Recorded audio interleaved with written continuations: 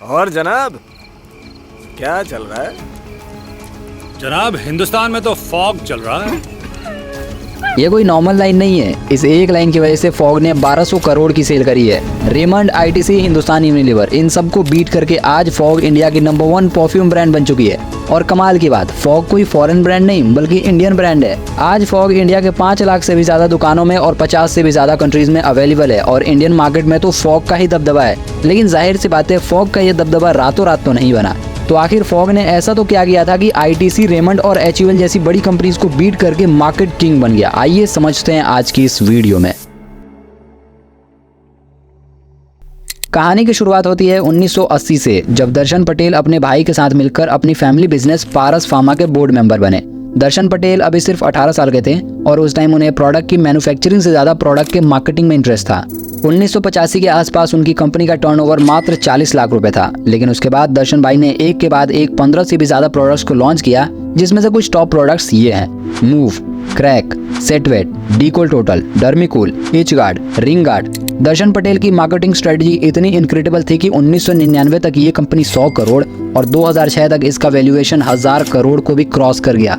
अभी मैंने आपको जिन टॉप प्रोडक्ट्स के नाम बताए, उनके सक्सेस के पीछे सबसे बड़ा हाथ दर्शन पटेल का था। और इनमें से कोई भी प्रोडक्ट कॉपीड नहीं है। हर प्रोडक्ट एक यूनिक इनोवेशन है। जैसे एज गार्ड से पहले कोई ऐसी क्रीम नहीं थी जो खुजली ठीक करती हो। क्रैक से पहले कोई ऐसी क्रीम नहीं थी जो फटी एड़ियां ठीक करती हो। वैसे ही मूव से पहले कोई ऐसा क्रीम या स्प्रे नहीं था जो दर्द से राहत देता हो। और डर्मिकूल से पहले कोई ऐसा पाउडर नहीं था जो ठंडक देता हो। मतलब कि हर प्रोडक्ट अपने आप में एक यूनिक और पहला था। दर्शन पटेल ने कई ब्रांड्स बनाए, लेकिन अब वो अपनी खुद की कंपनी बनाना चाहते थे जिसका मेन फोकस कॉस्मेटिक एरिया में हो। लेकिन दर्शन पटेल के इस फैसले से उनकी फैमिली बिल्कुल खुश नहीं थी और उन्हें फैमिली की तरफ से कोई सपोर्ट नहीं मिला।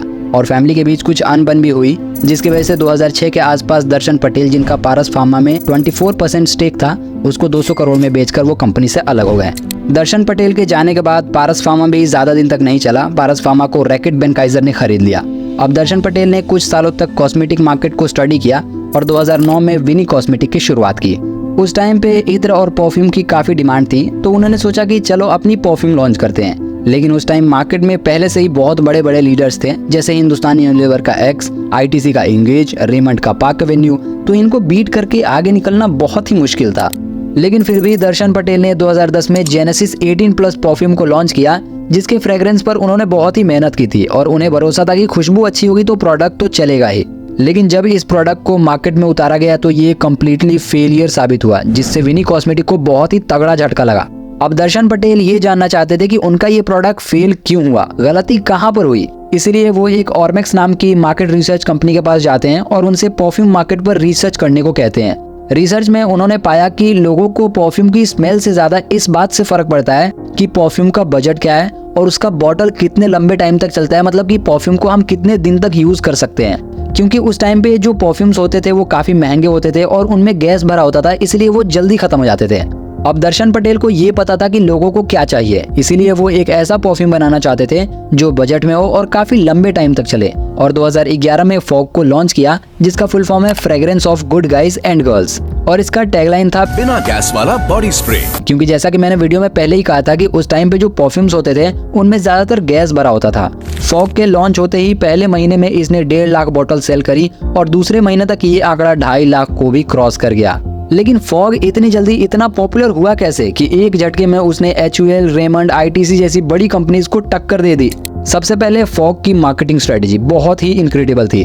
उस टाइम जो टीवी पर परफ्यूम्स के ऐड आते थे वो फैमिली फ्रेंडली नहीं थे, मतलब कि बहुत ही गंदे एड्स होते थे। सभी परफ्यूम ऐड का एक ही कॉन्सेप्ट था कि भाई हमारा परफ्यूम लगाओगे तो लड़की आपकी तरफ अट्रैक्ट होंगी। लेकिन फॉग ने कहा कि नहीं भाई, हमारा परफ्यूम लड़कियां अट्रैक्ट नहीं करता है, बल्कि हमारा परफ्यूम तो लंबा चलता है, अच्छा खुशबू देता है और बजट में हमारा प्रोडक्ट वैल्यू फॉर मनी है। इसके अलावा मार्केट में जितने भी परफ्यूम्स थे उनमें गैस भरा होता था, तो जब आप स्प्रे करते तो उसमें से गैस निकलती थी और गैस के साथ थोड़ा सा परफ्यूम निकलता था।